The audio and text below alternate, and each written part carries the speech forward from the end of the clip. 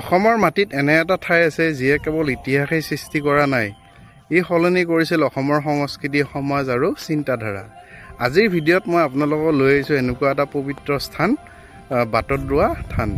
এইটো কেৱল এটা ধৰ্মীয় স্থানেই নহয়, এইটো হৈছে এই মাটি য'ৰ পৰা আৰম্ভ হৈছিল অসমৰ এক নতুন যুগ। চ' ভিডিঅ'টো শেষলৈ চাই থাকিব। ভিডিঅ'টো ভাল পালে লাইক আৰু কমেণ্ট কৰি জনাব আৰু বন্ধুসকলৰ মাজতো শ্বেয়াৰ কৰি দিব। 162 বিঘা মাটিত বিয়পি থকা এইখন 227 কোটি টকা ব্যয় সাপেক্ষে নিৰ্মাণ কৰা এখন আধ্যাত্মিক নগৰী, য'ত আধুনিক প্ৰযুক্তি আৰু 500 বছৰীয়া ইতিহাস একাকাৰ হৈ পৰিছে। এইখন পৰ্যটনস্থলীয়ে নহয়, ই এক দ্বিতীয় বৈকুণ্ঠ। 2025 চনৰ 29 ডিচেম্বৰ তাৰিখে মাননীয় গৃহমন্ত্ৰী শ্ৰীযুত অমিত শ্বাহ ডাঙৰীয়াই এই আবিৰ্ভাৱ ক্ষেত্ৰখন মুকলি কৰে। আজি ভিডিঅ'টোত আমি চাম ইয়াত থকা জলপান ঘৰ, এডমিন বিল্ডিং, পাৰ্কিং, হেলিপেড, গুৰু আসন, ৰিচাৰ্চ চেণ্টাৰ, মিউজিকেল ফাউণ্ডেশ্যন আৰু মণিকাঞ্চন নামঘৰ, কলা কেন্দ্ৰ, জলপান ঘৰ 2 নম্বৰ জলপান ঘৰটো, skill development centre, health clinic, যাত্ৰী নিবাস, নাটঘৰ, যোগা চেণ্টাৰ, দশ অৱতাৰ আৰু সৰু ল'ৰা ছোৱালীয়ে খেলা গাৰ্ডেনখন আৰু কৃষ্ণ লীলাৰ বিভিন্ন অংশ। চ' গোটেইখিনি বস্তু আপোনালোকক দেখুৱাম। চ' ভিডিঅ'টো স্কিপ নকৰি সম্পূৰ্ণকৈ চাব।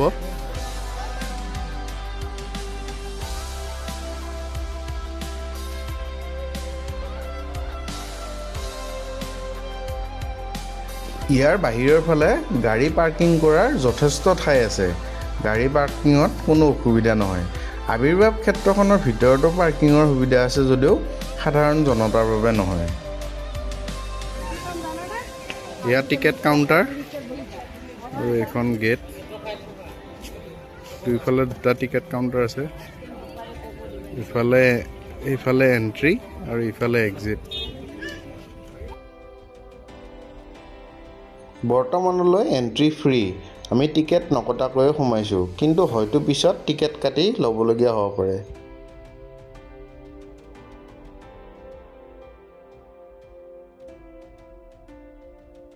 গেটৰ ভিতৰত সোমাই আহিয়ে ধুনীয়াকৈ মেপখন দেখিলোঁ। ইয়াতে ধুনীয়াকৈ বস্তুবিলাক লিখা আছে, কোনফালে কি বস্তু অৱস্থিত।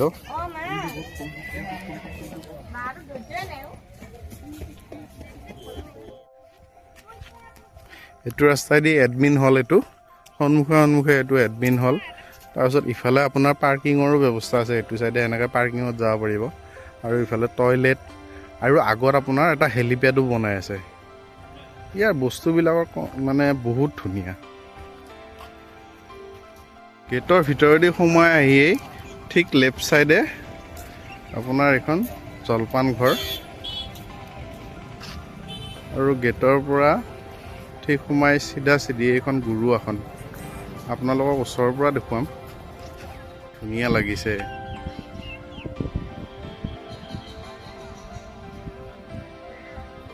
ইয়াৰ নিৰ্মাণ শৈলী চাওকচোন কিমান ধুনীয়া।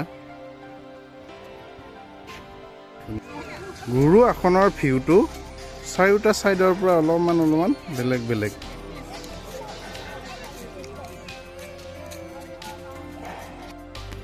এয়া জাপি আকৃতিত তৈয়াৰ কৰি থকা এইটো এটা নাটঘৰ। ইয়াত যদি আপুনি আহে, ৰাতি থকাৰো সুব্যৱস্থা কৰি আছে। আপুনি যে এই সৰু সৰু জুপুৰিকেইটা দেখিছে, এই কটেজকেইটা, ইয়াতে ৰাতি থকাৰো ব্যৱস্থা হ'ব।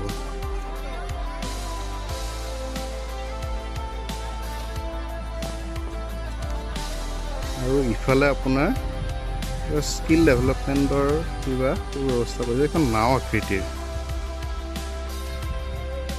এইখন হৈছে পাত উদ্যান, বাটদ্ৰোৱা সত্ৰৰ পাত উদ্যান। নাও আকৃতিৰ এইটো গৃহ।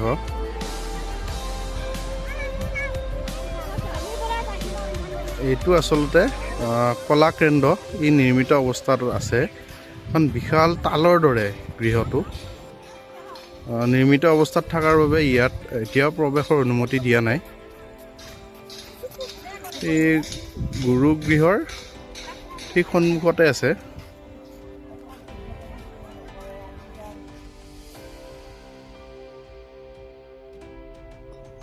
এইটো হৈছে গুৰুৰ পদযুগলৰ পদচিহ্ন।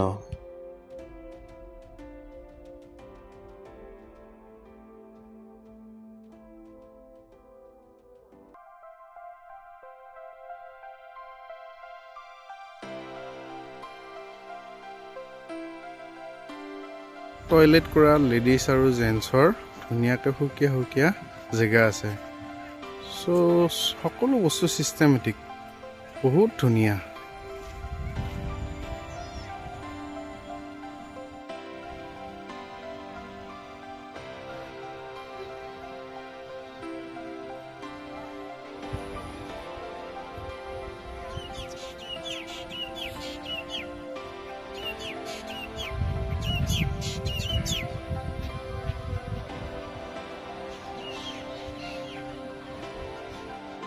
মই অলপ সময় নীৰৱে বহি থাকিলোঁ। কোনো শব্দ নাই, কেৱল শান্তি। সঁচাকৈ ক'ব লাগিব, আজিৰ ব্যস্ত জীৱনত এই ধৰণৰ ঠাইৰ অতি প্ৰয়োজন।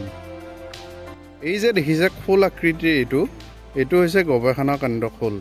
শ্ৰীমন্ত শংকৰদেৱে প্ৰথম নাট চিহ্ন যাত্ৰাত খোল বাদ্যৰ আনুষ্ঠানিকভাৱে প্ৰত্যাৱৰ্তন কৰি তেওঁৰ আধ্যাত্মিক তথা সংস্কৃত জাগৰণৰ এক অভিনৱ ছন্দৰ সঞ্চাৰ কৰিছিল।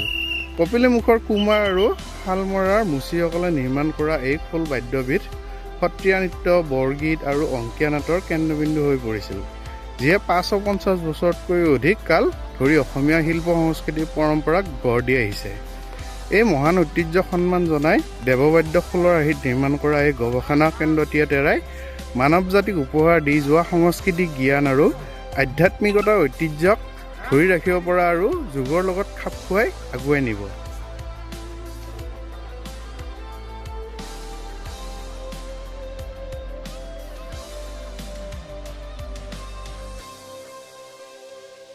এতিয়া আমি গৈ আছোঁ শ্ৰী বিষ্ণুৰ দশ অৱতাৰ চাবলৈ। ইয়াত বহুত ধুনীয়াকৈ দশ অৱতাৰ অংকিত কৰা আছে। ওচৰলৈ গৈ আছোঁ এতিয়া। এয়া হৈছে কুৰ্ম অৱতাৰ ভগৱানৰ। এয়া হৈছে মৎস্য অৱতাৰ। এইটো হৈছে বৰাহ অৱতাৰ। এয়া হৈছে ভক্ত প্ৰহ্লাদৰ লগত জড়িত নৰসিংহ অৱতাৰ। এয়া হৈছে বামন অৱতাৰ। এয়া হৈছে পৰশুৰাম অৱতাৰ। এয়া হৈছে ভগৱান শ্ৰী ৰামচন্দ্ৰৰ অৱতাৰ। এয়া তেখেতৰ ধনু। ইফালে আছে হলিৰাম। এয়া হৈছে বুদ্ধ অৱতাৰ। এয়া হৈছে কল্কি অৱতাৰ। চাওকচোন কিমান ধুনীয়া বস্তু।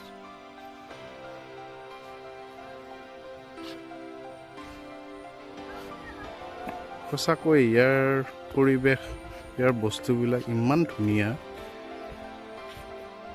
এই স্থানখনৰ বিশেষত্ব হ'ল ইয়াতেই শ্ৰীমন্ত শংকৰদেৱৰ জন্ম হৈছিল। তেখেত কেৱল এজন ধৰ্মীয় নেতাই নাছিল, তেওঁ এজন আছিল সমাজ সংস্কাৰক, সাহিত্যিক, নাট্যকাৰ, সংগীত সৃষ্টিকৰ্তা আৰু আটাইতকৈ ডাঙৰ কথা আছিল তেওঁ অসমক এক নতুন চিন্তা দিছিল। এই বাটদ্ৰোৱাৰ মাটিতেই তেওঁৰ এই যাত্ৰাৰ আৰম্ভণি হৈছিল।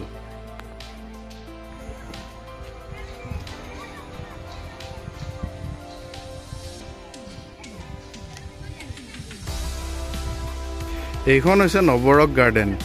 ইয়াত হৈছে বিভিন্ন নৃত্যকলাৰ প্ৰদৰ্শন।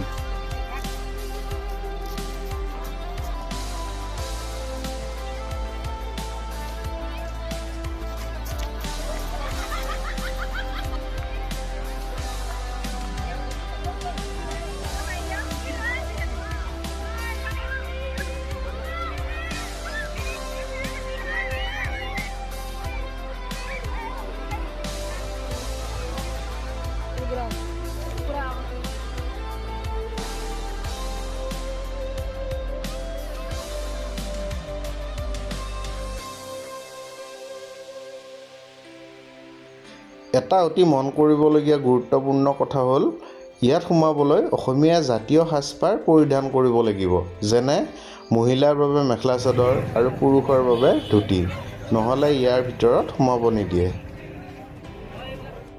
ইয়াৰ কনষ্ট্ৰাকশ্যনটো দেখি বৰ আচৰিত লাগিল। ইয়াত সকলো ধৰণৰ সা সুবিধাই উপলব্ধ। ইয়াত অতি উন্নত মানৰ চাওকচোন সকলো বস্তুৱে উন্নত মানৰ ইয়াত হেলিপ্যাডৰ কামো চলি আছে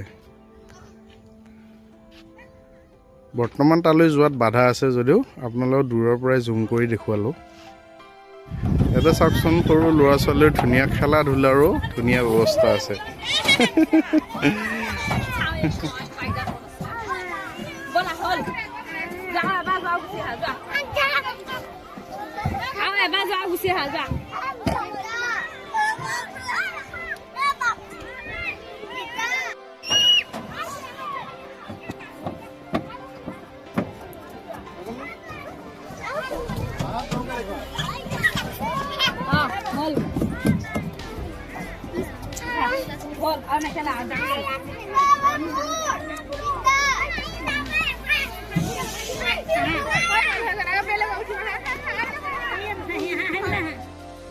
আজি ইয়াত আহি কেনেকুৱা লাগিল ধুনীয়া লাগিল বহুত দিনৰ পৰা আহিম বুলি ভাবি আছিলোঁ লাষ্টত আজি আহিলোঁ 2 ঘণ্টা 3 ঘণ্টা কেনেকৈ পাৰ হ'ল গমেই নাপালোঁ ভাল লাগিল চাৰিওফালে ধুনীয়া শান্ত চাফা পৰিৱেশ ল'ৰা ছোৱালী খেলা ধূলাৰো ব্যৱস্থা আছে সিহঁতক আনিব পৰা নাই যাৰ ফলত ভাল লাগিল বটদ্ৰৱা থানখন কেৱল এক স্থানেই নহয় ই হৈছে অসমৰ আত্মাৰ এটা অংশ ইয়াত আহিলে আপুনি ইতিহাস অনুভৱ কৰিব শান্তি অনুভৱ কৰিব আৰু বুজিব কিয় এই ঠাইখন অসমীয়াৰ বাবে ইমান বিশেষ যদি সুযোগ পায় আপুনি এবাৰ নিশ্চয় আহিব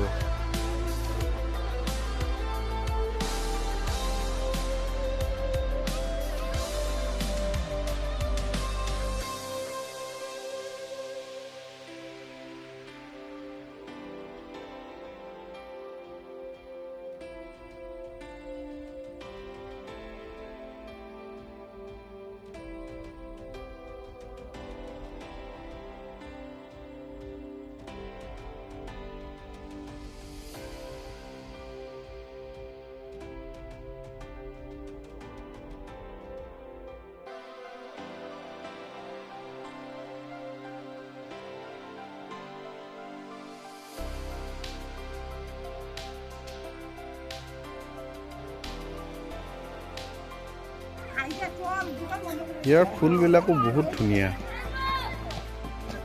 কিমান পৰিপাটিকে এইবোৰ ফুল লৈছে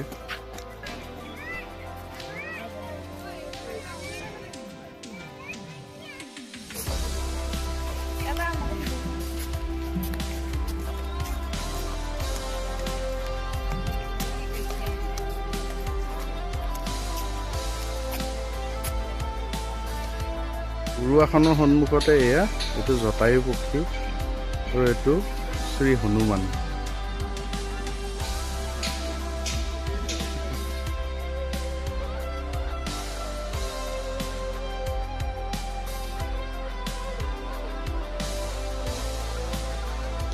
বটদ্ৰৱালৈ আহিব বহুত সুবিধা নগাঁৱৰ পৰা প্ৰায় 16 পৰা 20 কিলোমিটাৰমান হ'ব প্ৰায় আধা ঘণ্টামান সময় লাগে নৰ্মেল লোকেল বাছ বা সৰু সৰু গাড়ীবোৰ চলিয়ে থাকে বা আপুনি সৰু টেক্সি ভাড়া কৰিও আহিব পাৰে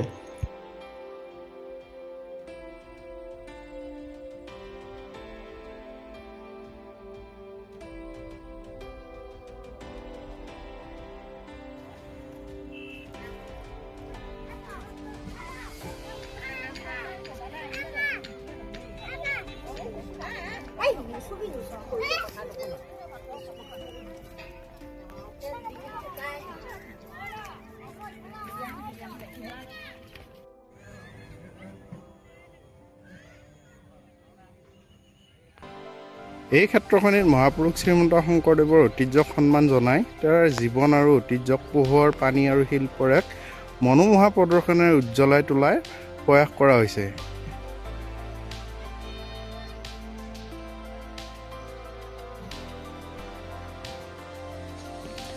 কালচাৰেল প্ৰগ্ৰেম মিটিং আদি বিভিন্ন ধৰণৰ প্ৰগ্ৰেম কৰিব ইয়াতে বৰ ধুনীয়া সুবিধা আছে এইখন এখন মুকলি মঞ্চৰ দৰে